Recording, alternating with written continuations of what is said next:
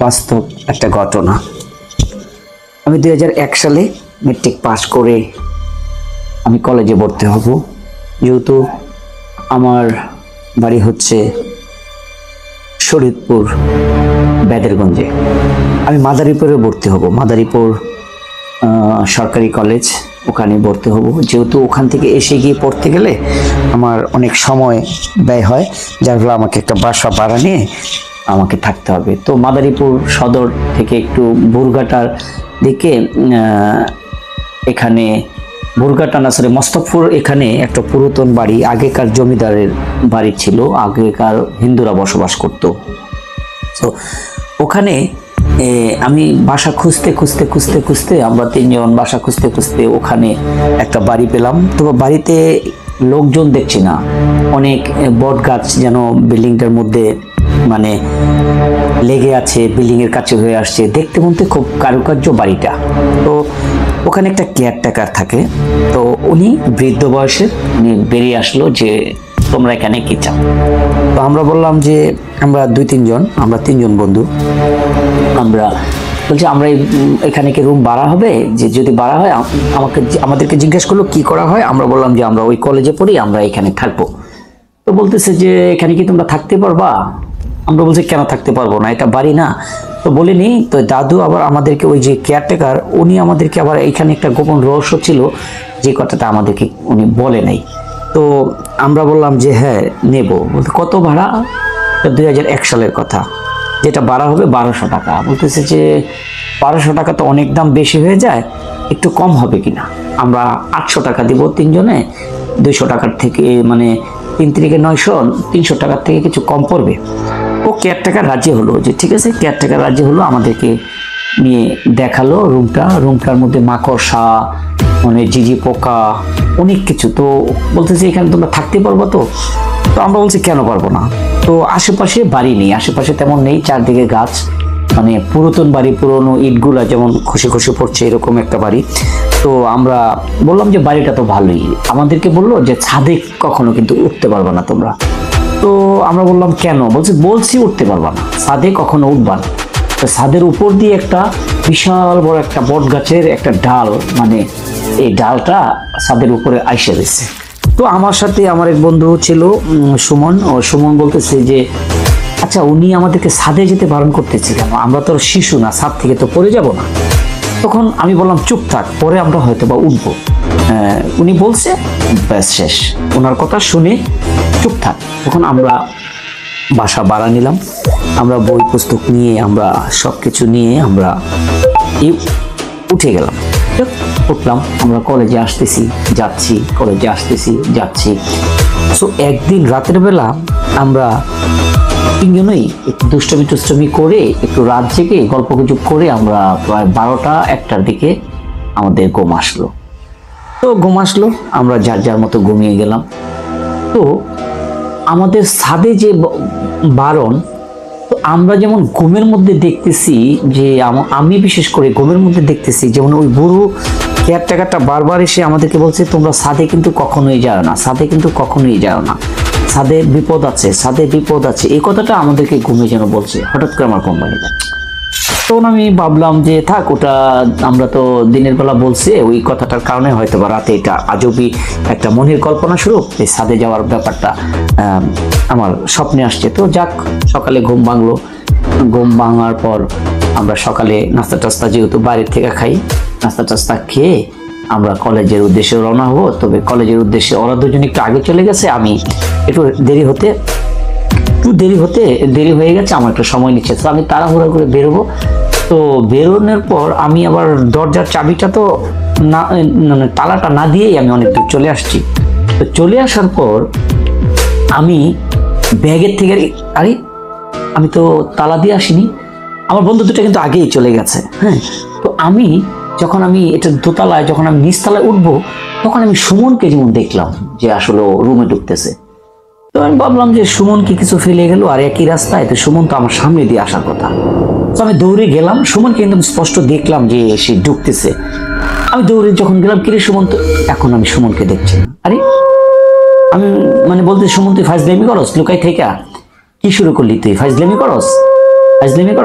এই বললাম না, সুমনের কোনো সারা শব্দ নেই।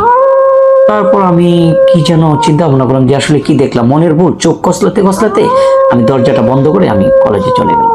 এবার কলেজে গিয়ে দেখি সুমন ওখানে। তো আমি সুমনকে জিজ্ঞেস করলাম, কিরে সুমন, তুই আবার কিসের জন্য রুমে গিয়েছিলি? বলে, আমি রুমে যাবো কেন, আমি তো তোর 20 মিনিট আগেই বেরিয়ে গেলাম।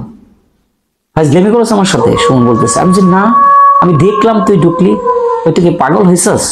আমি কি এখান থেকে আবার ব্যাগে যাবো আর তোর সামনে তো যাবো না? আমি তখন আর বেশি একটা বার্গেটিং করলাম না সুমনের সাথে।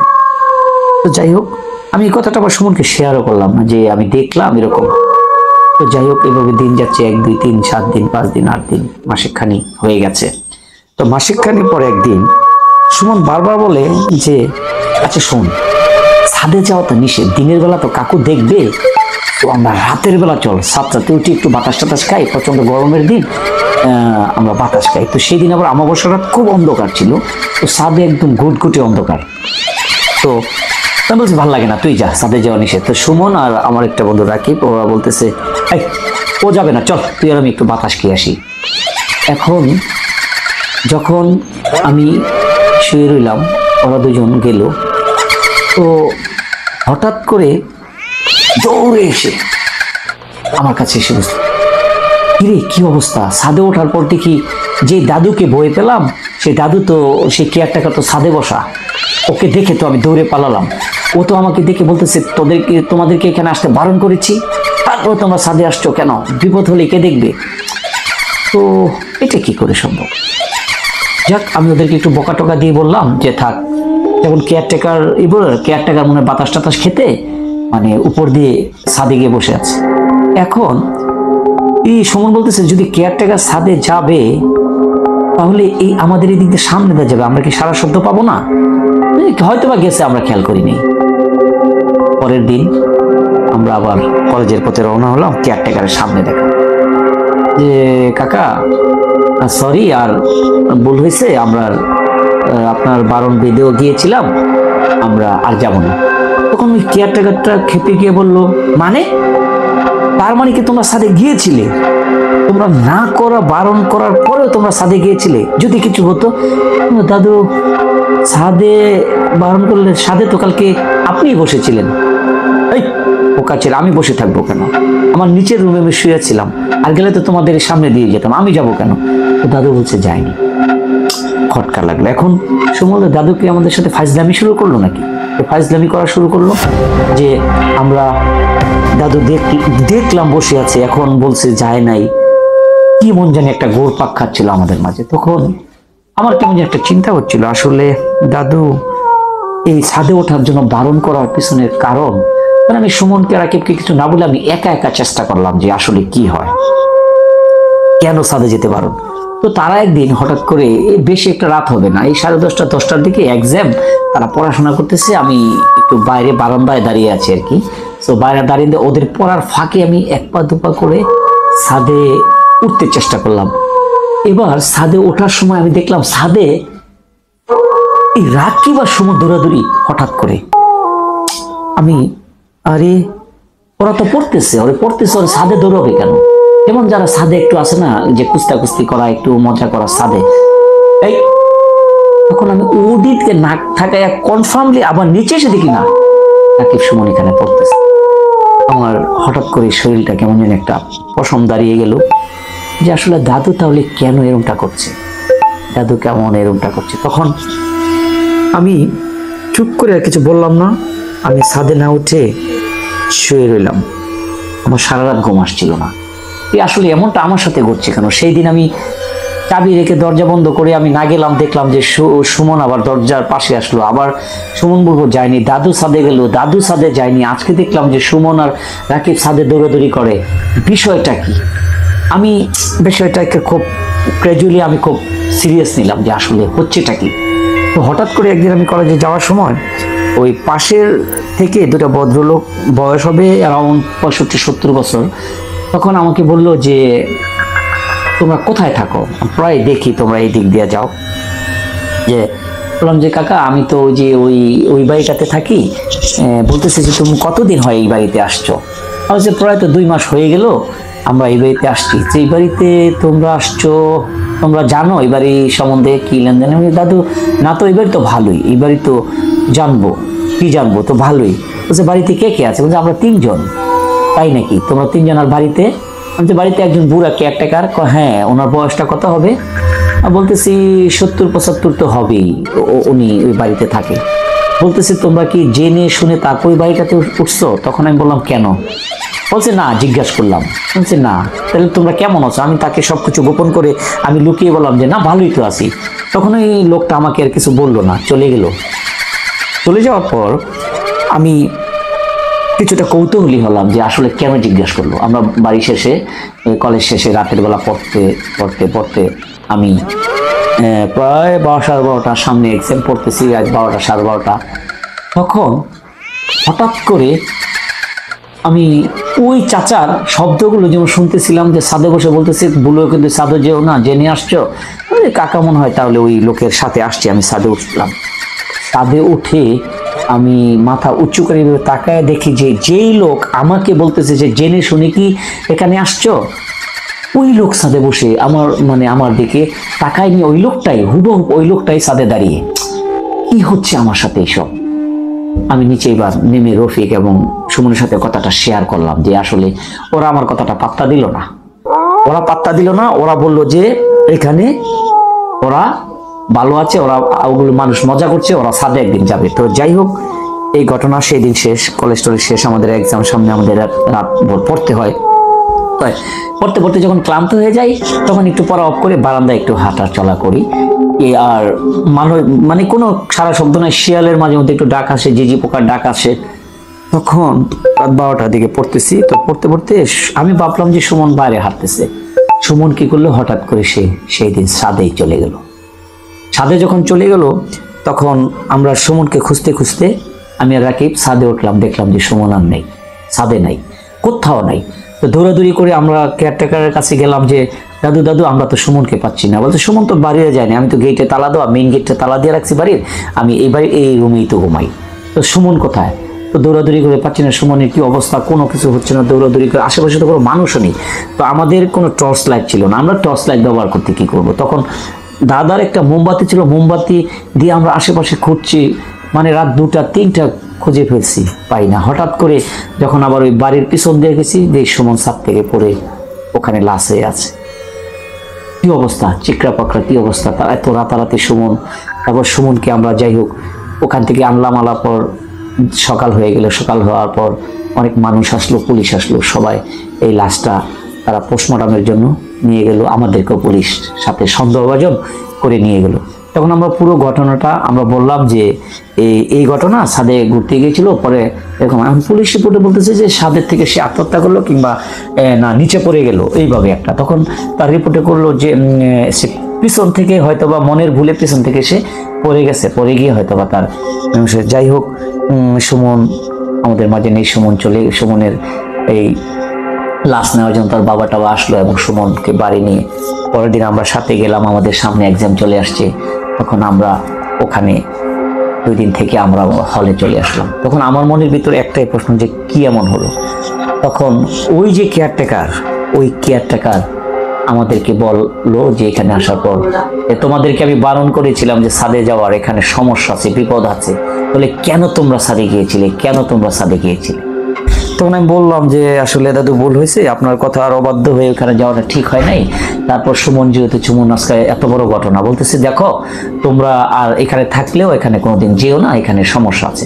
তখন দাদুকে এমন ভাবে আঁকড়ে টাকড়ে ধরার পর তখন দাদু আমাদের কাছে সেই পূর্বের ঘটনাটা বললো, দেখো এখানে তোমাদের মতো আরো এরকম 3টা ছেলে থাকতো। ছেলে থাকার পর তারা, এই ছেলেরা এখানে অনেক দুষ্টামি করতো, ছাদে দুষ্টামি করতে একদিন এই ছাদে 2-3জন কি জানি একটা ঝগড়া লেগে হাতের চাকু দিয়ে তার এক বন্ধুকে মেরে ফেলার পর তারা এখানেই লাশটা রেখে তারপর এখান থেকে চলে যাওয়ার পর ওরা কোথায় গেছে আর পুলিশও তাদের খুঁজে পায় না। পরে লাশ এসে পুলিশ উদ্ধার করে। সেই দিন থেকে এই বাড়িতে কেউ আর ভাড়া থাকে না, কিন্তু আমি কেয়ারটেকার হিসাবে আমি থাকি। কিন্তু তারপর আমার কোনো ক্ষতি করে না, কিন্তু তার আত্মাটা আজও এই বাড়ির মধ্যে মানে ঘুরপাক করে। তাহলে কেন? তারপর সেই পর থেকে এখানে মার্ডার হওয়ার পর থেকে এখানে আর কোনো লোক আসে না। মাঝখানে এরকম 3 জন এসেছিল, আসার পর 2-3 দিন থেকে তারা এরকম দেখে আবার চলে গেছে। তো তোমরা এখানে আসছো, আমি বললাম যে দাদা তাহলে আপনি এখানে কেন আমাদেরকে বারণ করেন নাই যে এখানে ঘটনা হয়েছে, যে এটা সবার সাথে ঘটবে এরকম তো কোনো কথা না। কিন্তু যাই হোক, ওদের এত কথা শোনার পরেও আমরা ওই রাতে অবস্থা নিলাম যে আমরা সাথে যাব না, আমরা সবসময় পড়বো আর রুমের মধ্যে থাকবো। সো এইভাবে করতে করতে করতে করতে আমাদের এক্সাম চলে আসলো, এক্সামের শেষ হয়ে যাবে, তারপর আমরা এক্সাম শেষে আমরা আবার বাড়ি চলে যাবো, এই ধরনের একটা চিন্তা ভাবনা। তো এক্সাম শেষ হওয়ার পর এক রাত আমরা এখানে থেকে পরের দিন আমরা চলে যাব। তো পরের দিন চলে যাওয়ার পর আমরা রাতে আর ঘুমাই, যে এক্সাম শেষ হলে যেরকম হয় আনন্দ ফুর্তি করে, তো এরকম আমরা রাতের বেলা আমি আর রাকিব আনন্দ টানন্দ করে গল্প গুজব করে মানে বইটি কালকে চলে যাবো গুছাই টুচাই নিচ্ছি। তারপর যাই হোক, আমরা আবার ওই দিন ভুলে গেলাম যে এত আনন্দের মধ্যে আসলে ভুলে গিয়েছিলাম আবার কেয়ারটেকারের কথা। আমরা ছাদে গিয়ে গল্প করতেছি, হঠাৎ করে আমরা দেখি যে ওই যে ছাদের উপর যে একটা বটের গাছের মতো এই ডালটা আস্তে আস্তে এইভাবে নইতেছে। আমি হঠাৎ করে দেখতেছি, বলতেছে রাকিব বলতেছে দেখ দেখ দেখ কি সুন্দর বাতাসে মনে নইতেছে, এমনি নইতেছে ডালটা, এইভাবে নইতেছে মানে এমন ভাবে নইতেছে যে ছাদ থেকে আমরা যে দরজাটা দিয়ে যাবো এই দরজাটা আটকাইতেছে, এরকম একটা অবস্থা। আমি তখন হঠাৎ করে দাদুর কথাটা মনে হইলো, দাদু তো এই কথাটা বলছে। আমি কই রাকিব এখানে এক মুহূর্ত না, চল তাড়াতাড়ি চল আমরা বেরিয়ে যাই। চল করতে করতে ঢালটা রাকিবের উপরে দরজা পড়ে গেল, ঢালটা বিশাল বড় একটা গাছের মতো পড়লো, গাছের এই নিচে রাকিব মানে নিচে পড়ে গেল। আমি হই হুল্লা চিল্লাচিল্লি করতেছি, মানে দাদু দৌড়ায় উপরে উঠলো। দুপুরে ওঠার পর দেখে যে এত বড় মোটা একটা ডালের নিচে চাপা পড়ে আছে রাকিব। তো যাই হোক, ওখান থেকে কষ্ট করে ইটি করে অনেক টানে হেসে বের করে তারপর আমরা ওকে বের করলাম। বের করার পর আমরা আবার তাকে ওই মাদারীপুর হাসপাতালে নিয়ে গেলাম। নিয়ে যাওয়ার পর যাই হোক, রাকিব সেদিন আর কিছু হয়নি, মাশাআল্লাহ আলহামদুলিল্লাহ যে বেঁচে গিয়েছিল। তো ওদিনকার রাতেই আমরা হোস্টেলে ফিরে আমি হসপিটালে থেকে সময় কাটিয়ে দিনের বেলা গিয়ে ব্যাগ ট্যাগ নিয়ে আমরা ওখান থেকে বেরিয়ে চলে আসছিলাম। তো আমার জীবনের এই বাস্তবতাটা মানে আসলে খুব কাছে থেকে দেখা, খুব কাছে থেকে প্রয়োগ করা, যে এত বাধার পরেও আমরা সেখানে থেকেছিলাম শুধু বিশ্বাসের উপর ভরসা করে, আর ওটাকে ভুল বুঝে। তো বাস্তবিক অর্থে সেইখানে থেকে আমরা যে সুমনকে হারিয়েছিলাম, আসলে সেটা আমাদের মনে ছিল সবসময় যে সুমন হয়তো পা পিছলে ছাদ থেকে পড়ে গিয়ে এমনটা হয়েছে, কিন্তু আসলে না। ওখানে সত্যিকার অর্থে একটা আত্মা ছিল, যে আত্মার মারফতে আত্মার কারণে আজকে এতগুলো ঘটনা ঘটে গিয়েছিল। এটা ছিল আমার জীবনের একটা বাস্তব ঘটনা, যে ঘটনাটা আমি আজকে তোমাদের সাথে শেয়ার করলাম।